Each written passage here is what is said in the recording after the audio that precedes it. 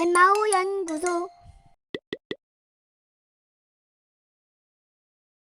자, 오늘 설교 스킬에 관한 건데, 설교할 때 회중하고 자유롭게 또 활발하게 소통하고 싶은데 그게 잘 안 돼요 라고 말씀하시는 목사님들이 있어요. 그러니까 뭐냐면은 설교할 때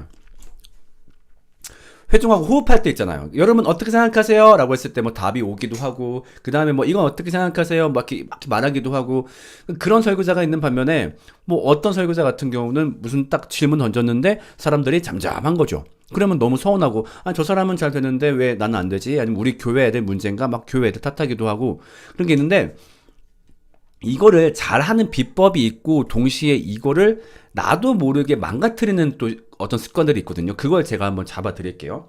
자, 보통 사람들이 어떤 질문을 던졌을 때 답변을 쉽게 못하는 이유가 첫 번째는 그게 있을 거예요. 거기 있는 사람들끼리 어색한 경우, 그렇죠. 아직 그 뭐랄까 공동체 내에서 서로 친하지가 않고 혹은 너무 많은 인원들이 있을 때, 예를 들면 우리가 10명이 있을 때 대답하면 9명이 보지만 100명이 있을 때 대답하면 99명이 나를 보잖아요. 그러니까 그게 부담스러운 경우도 있겠고, 그래서 거기 있는 사람들끼리 어색한 경우 혹은 거기 있는 인원들이 너무 많은 경우, 이 정도가 일단은 기본적인 이유일 텐데, 사실 요거 같은 경우는 당장 해결할 수 있는 문제는 아니니까 스피치상으로 해결할 수 있는 원인들을 좀 몇 가지 볼게요. 첫 번째는 뭐가 있냐면은 설교자가 바라는 정답이 있는 질문은 하시면 안 돼요. 그러니까 무슨 말이냐? 여러분, 하나님이 어떤 분입니까? 라고 던졌을 때 대답하기가 회중 입장에서 쉽지가 않아요. 하나님이 어떤 분이에요? 라고 했을 때 하나님은 이런 분이십니다 라고 얘기하면은 뭔가 느낌상 반박 당할 것 같거든.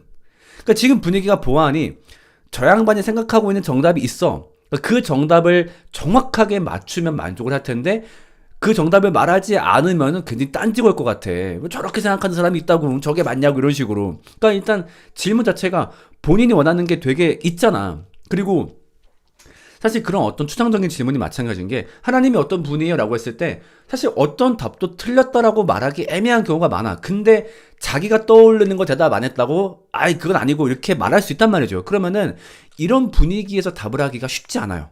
그러니까 정말 친하거나 아니면 거기에 습관된 집단이 아닌 이상은 거기에 대해서 이렇습니다라고 말하기가 어렵습니다. 그래서 어떤 걸로 하는 게 좋냐면은, 어떤 것이든 답이 될 수 있는 질문을 던지는 게 이게 조금 더 답하기가 좋아요. 예를 들면, 여러분, 자, 어제 뭐 먹었어요?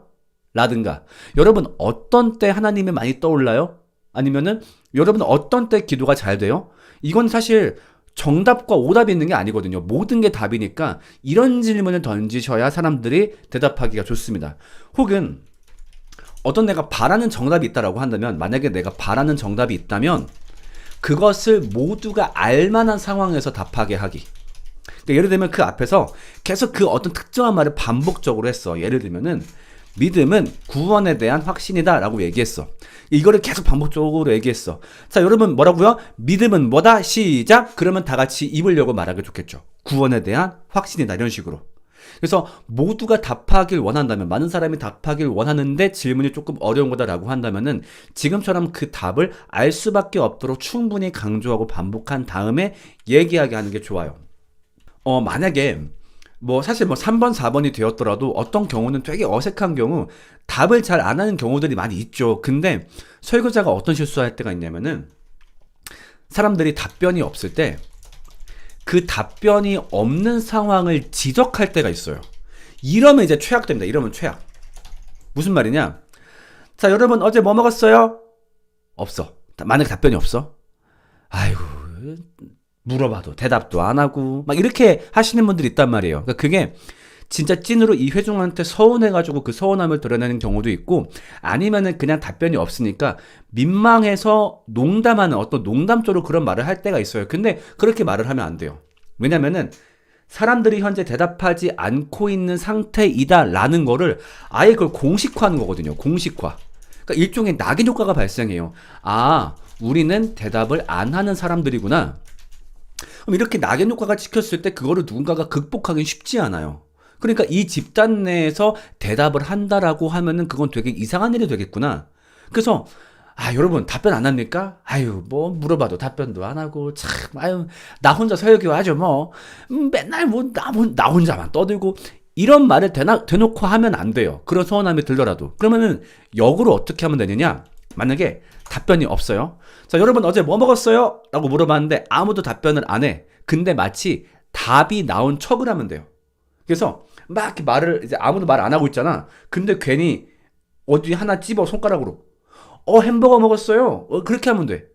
그러면은 남들은 실제로 그 사람이 대답을 했는지 안 했는지 뭐 찾고 그러지는 않을 거야. 근데 누가 마치 말한 것처럼 햄버거 먹었고 그 다음에 김밥 먹었고 이렇게 하는 거야. 그러면은 이 집단 내에서도 우리 교회도 질문할 때 대답을 하나 보네. 남들도 대답을 하고 있네. 그러면서 그 다음에 대답이 올라오기 좋은 분위기가 돼요. 네, 그래서 마치 대답을 한 것처럼 뻥을 쳐라. 그러고 나면은 좀 대답할 수 있는 분위기가 올라오기도 해요. 네. 그래서, 이런 분위기가 이제 계속 반복되고 하다 보면은 이제 집단 내에서 어떤 질문에 대해서 대답하는 게 그렇게 어렵지가 않을 겁니다. 그래서 좀 정리해 볼게요. 그래서 일단은, 좀 그 집단이 먼저 친해지는 게 먼저겠고, 근데 이거는 좀 스피치 외적인 거니까 스피치 내적인 말을 먼저 하자면은, 정답을 요구하는 질문. 웬만하면 하지 마라. 해야겠거든 모두가 그 답을 명확히 아는 상태에서 해라. 그 다음에 가장 좋은 질문은 무엇이든 답이 될 수 있는 질문을 던지는 게 좋다. 어제 뭐 먹었어요? 혹은 언제 기분이 좋아요? 이런 식으로.